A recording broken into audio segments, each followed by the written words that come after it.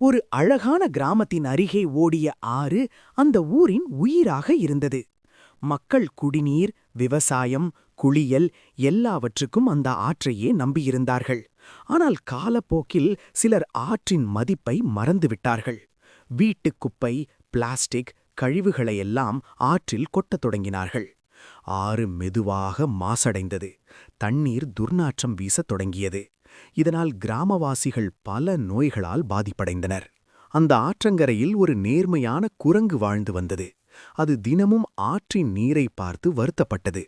இந்த ஆறு இல்லையென்றால் இந்த கிராமமே வாழ முடியாது என்று அது நினைத்தது. ஒரு நாள் குரங்கு ஒரு முடிவெடுத்தது. தினமும் காலை முதல் மாலை வரை ஆற்றில் மிதந்த குப்பைகளை கரைக்கு இழுத்து எடுத்தது. பிளாஸ்டிக் பைகள், பாட்டில்கள் எல்லாம் ஒரு இடத்தில் சேர்த்தது.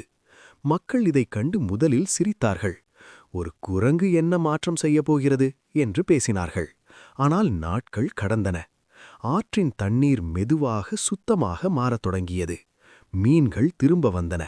நீரின் நிறமும் மணமும் மாறியது. அப்போது மக்களுக்கு புரிந்தது, ஒரு குரங்குக்கே இந்த அக்கறை இருக்கிறதே, நமக்கு ஏன் இல்லை? அந்த நாள் முதல் மக்கள் அனைவரும் ஒன்றாக சேர்ந்தார்கள். குப்பைகளை ஆற்றில் போடாமல் தனியாக சேகரிக்கத் தொடங்கினார்கள். குரங்கு மரத்தில் அமர்ந்து சிரித்துக்கொண்டே ஆற்றை பார்த்தது.